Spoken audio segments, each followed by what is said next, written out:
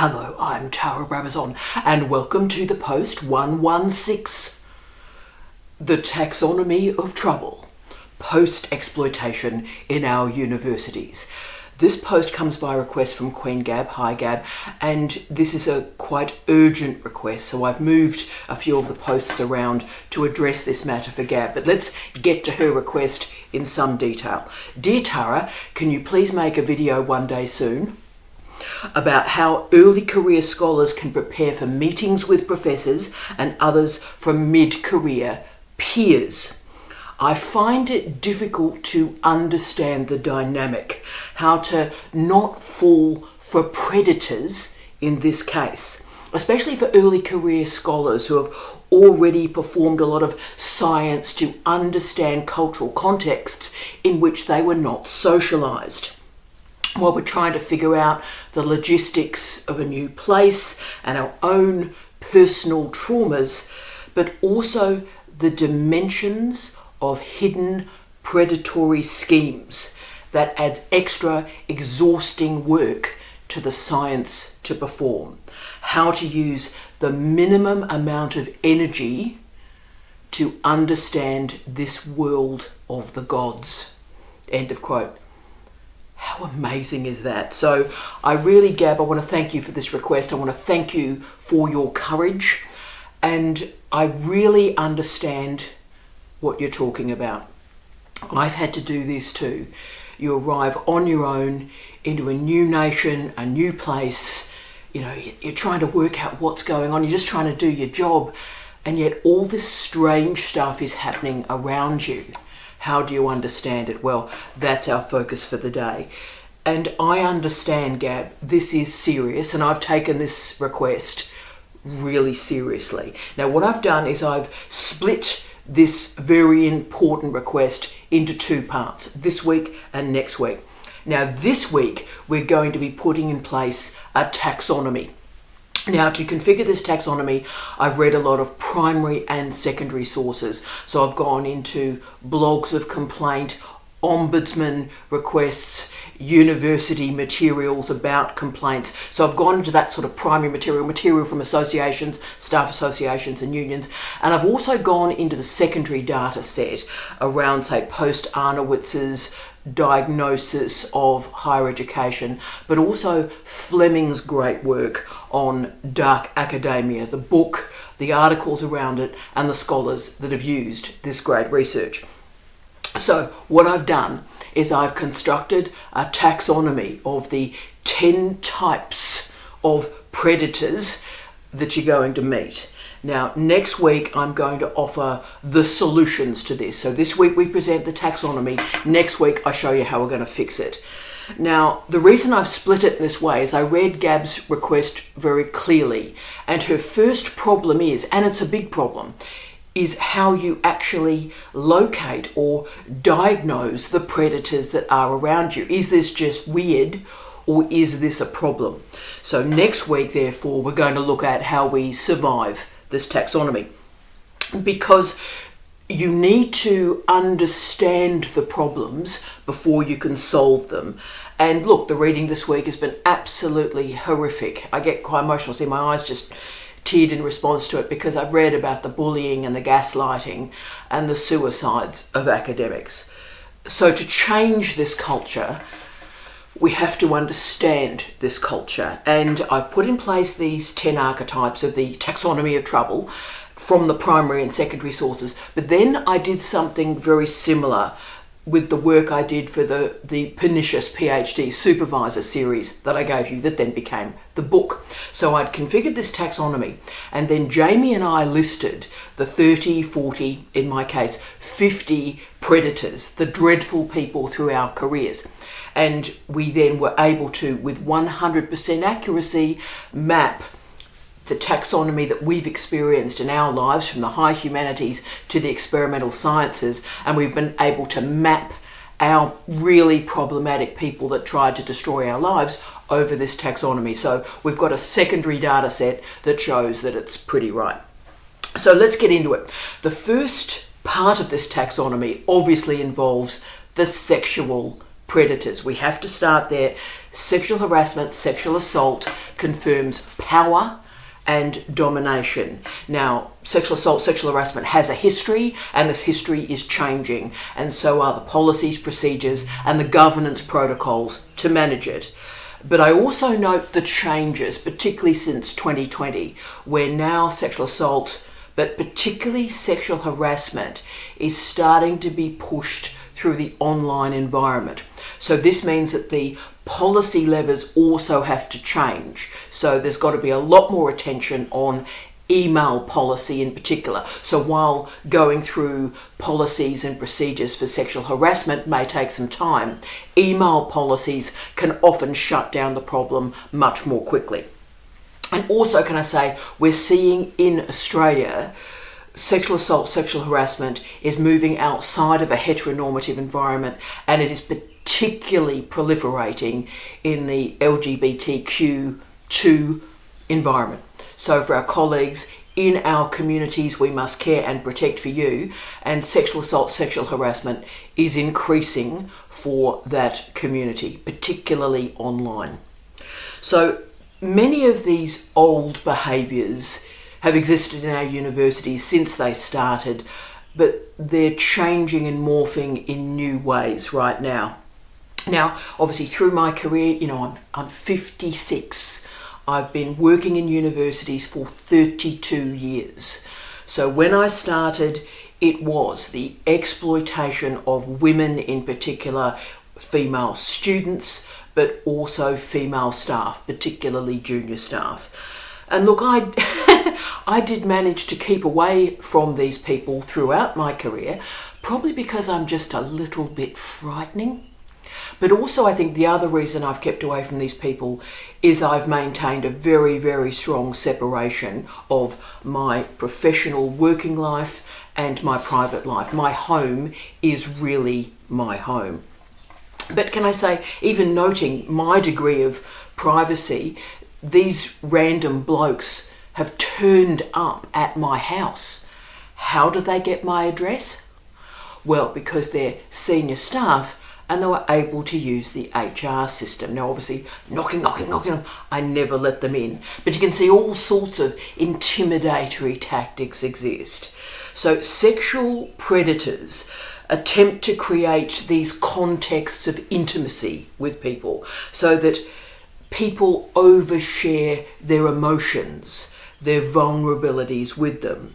So what happens, I would argue, is that these sexual predators seek out human beings who perhaps are down, upset, vulnerable, lost, to start to create this culture of dependency on the abuser. So from this oversharing from this student or junior academic, this information is then used by the sexual predator to abuse and intimidate. Now, my nightmare university involved woman after woman after woman after woman after woman after woman falling for this particular bloke who drew on their vulnerability and their unhappiness to build intimacy. Now, once intimate, he would exploit these women, and he would exploit these women by telling their partners or their husbands. And if these women dumped him, as many of them did, he then went on to make their daily and working lives an absolute hell, and they all had to leave the university, and quickly, and often took a demotion or lost tenure to simply get away from this man. Now, none of this situation was about love or even about sex, let alone kindness or compassion. It was about a powerful staff member using a disempowered staff member, sleeping with women to tell their husbands, who are also other academics, and to intentionally ruin families and ruin lives. So team, look, we'll talk about strategies to manage this next week, but seriously, please, for me, keep your working life and your private life completely separate. And if a senior staff member is showing you attention, so stuff like, oh, would you like to go for a drink after the seminar? Or wanting to take you for a cup of coffee, or whenever they walk past your office, they sort of stop in and close the door. If these sort of behaviours are occurring, then find another senior staff member and tell them about it. Tell HR, but also tell your line manager. Put it in writing if you can. Now, the problem is obviously a lot of this behaviour happens from line managers. So tell the line manager of your line manager that you're just a bit concerned. Some of the behaviour's a bit strange, and if you could have a word with them and just sort of pull those behaviours back a bit, I'd really appreciate it.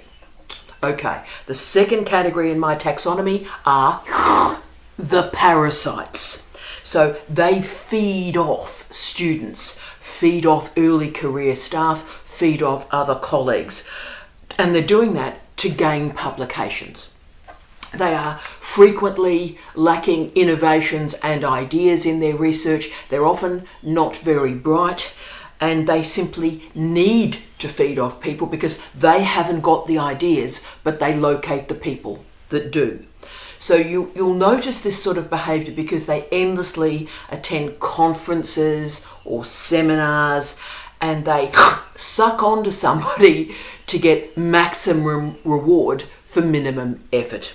They are ruthless, they are nasty, and they are name-calling, and they'll do anything to gain publications or authorship.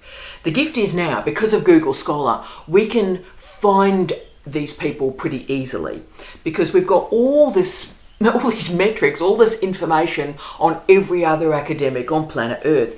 And if they have lived their career as author 7 of 10 or author 5 of 9, then we can see it. So we've got a triangulated data set that we go, oh, something feels a bit weird here. We've actually got a data set that can prove, something weird is here. So watch them. You'll see them hanging around the tea rooms and ingratiating themselves into research conversations and team meetings. Now, most nations on planet Earth right now have really strong research integrity policies, and that's tremendous. Most journals right now are getting really strong research integrity policies.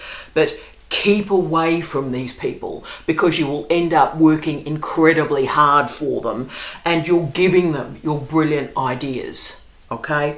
They feed off you. Now, look, I've known a lot of these people, and most of you know about 85% of my publications in my career, and I think I'm at about 600 publications at this point, but about 85% of them are singly authored.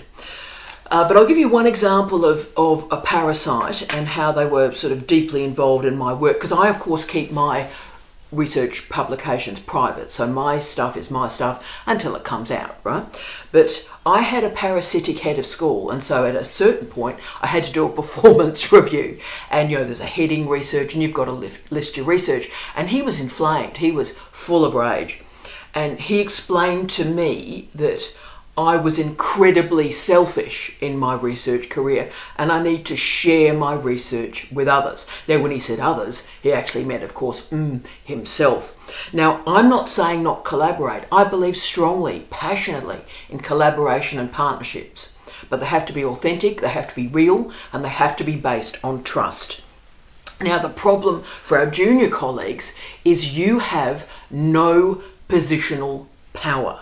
So this means that in any negotiation, you must be reliant on governance and policies and procedures. And that's why policies and procedures are so crucial, because they are there to protect the disempowered. Now, my next category are the handballers. These senior staff handball most of their teaching, their marking, their PhD student editing to junior staff as often as possible. And the handballers do a lot of deals on workload. They invent these roles involving, words like impact or engagement or collaboration. And if you notice in our universities in the last 5 years, there's been a proliferation of PVCs. When in doubt, we have another PVC. we have another PVC, we have another PVC.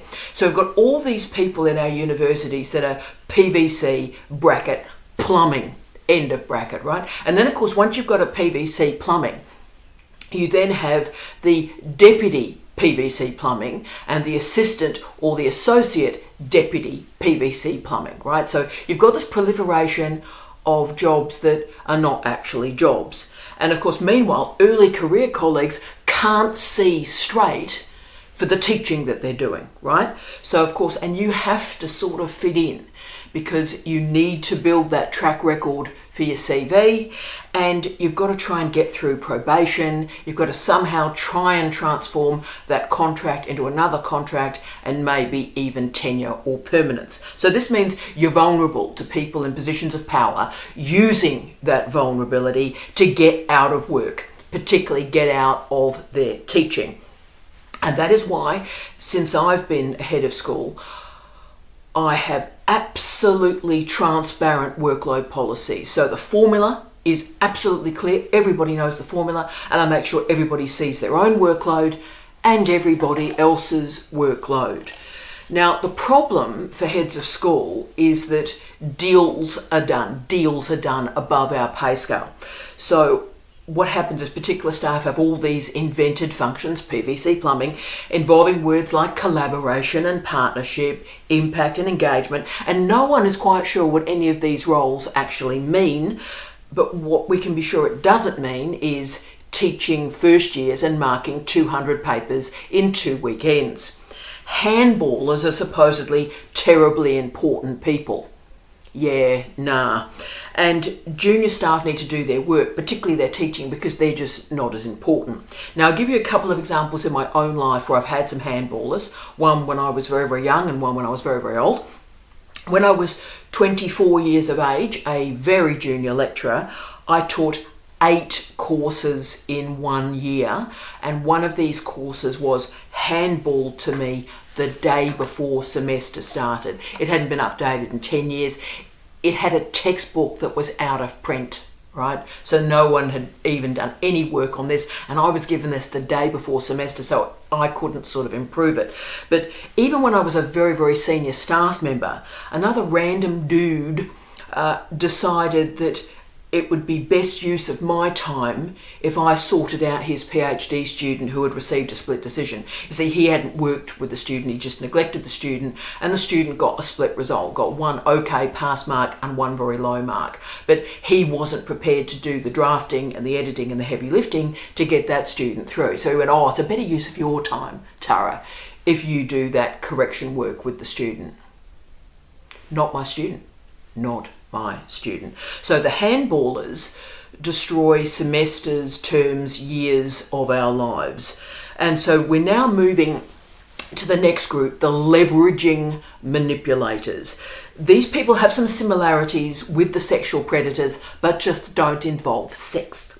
So they need information, they need time, they need the expertise from our junior colleagues. So they pretend friendship, and they use the friendship to exploit them. Now, this is a terrible category because, as we've talked about with Gab, when we've arrived at a new job, we don't know anybody and we're sort of a bit desperate. You know, if someone's being nice to us, if they're offering friendship, or indeed, let's use the word mentorship, and actually we're being used to get information from us so that we will do work for them or we will cover for them.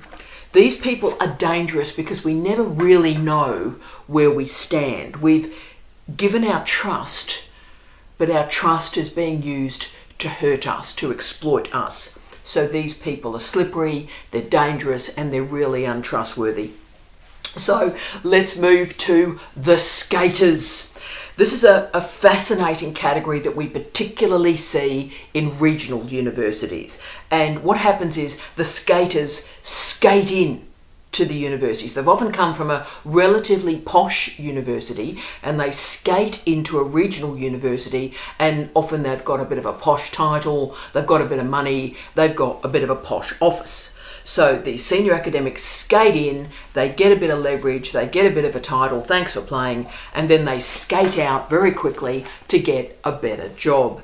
So this is hyper short-termism academics. So they ask you, oh, look, could you do this for me? Could you do this? They're endlessly asking other people to do favours for them so that they're adding lines to their CV. So they're getting their pile of material to be able to get the next job. And then before any favours could remotely be repaid, they've skated out of there. So we now move to what I think is the most dangerous group in this taxonomy. They are the group that's done the most damage to me in the last 32 years, and they are the brittle pretenders. These are senior academics who have failed by every single metric you could imagine. They shouldn't be anywhere near positional power or leadership. In fact, if their CV was put in place for an application for a tutor in a first year course, they would be underperforming compared to the CVs that exist now for that tutor in that first year course. But what's happened is, how have they got this job? Well, they've been hired by other brittle pretenders. So this is the Peter Principle 101. And why this group is so dangerous, yes, they're incompetent, well, there's a lot of incompetent people, but why they're so dangerous is they spend their daily working lives masking their incompetence. And it puts all sorts of strain on them, you see, because they're frightened on a daily basis that they're going to be found out, that they're going to be called out in a public meeting. And to be frank with you, they should be frightened, because they will be called out in a public meeting. It is only a matter of time. So we live in an era where there's so much information, so many metrics available to assess a human being. And if someone is an underperformer and they're in a leadership role, we all know that they're pretenders. We all know that. And that is so often a font of laughter. I mean, we've often talked about there is still a Vice-Chancellor in Australia and Aotearoa, New Zealand, with 11 career publications. 11 career publications. There are 3 Vice-Chancellors in Australia without a PhD. Now that's funny, because, junior tutors for a first year course have a PhD. So what is going on? Now this creates brittleness. So this results in aggressive, nasty and bullying behaviour, because they live in fear that they're going to be called out, that the wizard's curtain will be pulled back.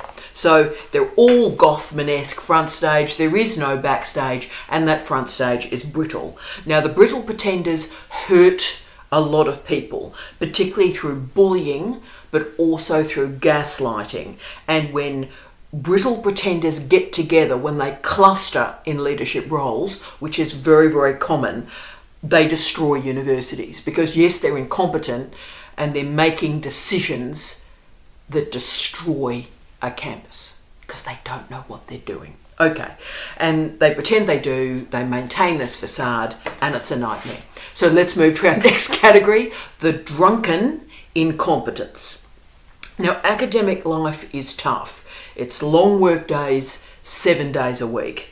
And we do things that the rest of the culture find quite stressful. So we speak in public most days of our lives, and we endlessly test ourselves through peer review, and we suffer rejection a lot. And of course, the instability and the endless restructures only increase the pressure. So we know when we go to work any given day, there'll be an email waiting for us that says your services are no longer required. Okay, and that's why there is always a sizable chunk of our colleagues that have some addiction issues, particularly booze. Now, I've worked for 3 alcoholics in my career, and I've worked in a faculty where a large chunk of the faculty had drinking problems. The bar would open at 11:30, and about half of my colleagues were there when the bar opened.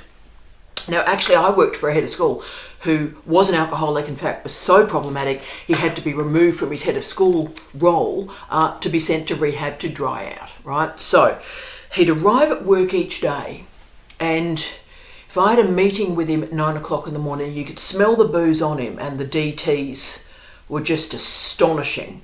So what does this mean for you as an early career academic? Well, it means you're working for somebody who's going to make a lot of mistakes. They're sick a lot. They're not coping. And they also, and this is the really problematic stuff, they have these bouts of anger or intense rage. And that's why when you see a drinking or a drug problem of any kind, get as far away from that situation as you can. And if you're doing discussions about workload, get everything in writing. Put it in an email, and know that they will blame every other human around them for their errors and will do everything they can to mask that addiction. Okay, we've now hit the scholarly saddists. Oh, they're a lovely group. And look, they're an interesting group because they take delight in making people feel uncomfortable and doubting themselves to reinforce their power, their security, their sense of self. So these are the crew that have lots and lots of gaslighting, but they endlessly poke. So you know you've come across a scholarly sadist whenever you hear phrases or words like, "You're not as good as you think you are." "Ooh, I don't think that's right. Why would you think that?"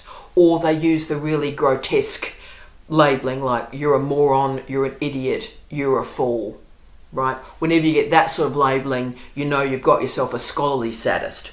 My second last category, and you knew we would go here, is the lazy frat boy. And can I say, there are plenty of women in this category as well.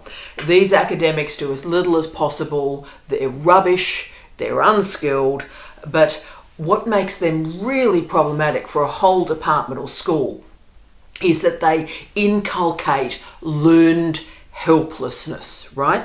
So they are intentionally rubbish, and everybody knows that they're rubbish, and so we all take over their work because we know we'd have to do it anyway. It's like, remember when you're in an undergraduate degree, an undergraduate course, and you had to do group work, and you know, random Michael would never do anything, right? So he never got off his gamer. So it's like, right, well, so we just got to let him do his business and do this group work. And it's the same thing. We now have academic staff who we all know are rubbish and not going to do their work, so we simply take over and do their job for them. We all have to compensate for that deficit.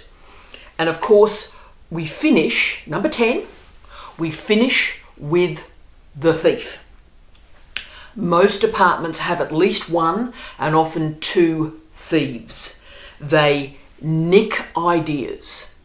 They take over industry partnerships and they appropriate funding opportunities. This is particularly problematic in the sciences, where we've got colleagues, I get quite emotional about this, we've got colleagues that have built these industry links and industry partnerships for 2, 3, 4, 5, 6 years, have given freely of their expertise to build this partnership, and it's about to pay off for a grant, and in comes the thief and scoops up that opportunity. Very common. And also, can I say, it's very common with students. So someone has trained a student through their undergraduate years, through honours and capstone, through a master's degree, they're about to do a PhD, and the thief comes in and scoops up that student. Now, you've got my 10 categories here, my taxonomy. Now, your homework for me this week, whether you're 2 years into an academic career or 50 years into an academic career, is think back on that career and see if you can attach my taxonomy to the problematic humans that have caused you a lot of harm in your life. And the second bit of homework for me is, knowing what you know now, how would you have handled that situation differently? So Queen Gab, we're going to finish your request next week with some concrete strategies to manage, to handle this terrible taxonomy. And I thank you for this request. It certainly pushed and pummeled me, but I hope it is useful and it saves you all time. I wish you love, light and peace. Tea out.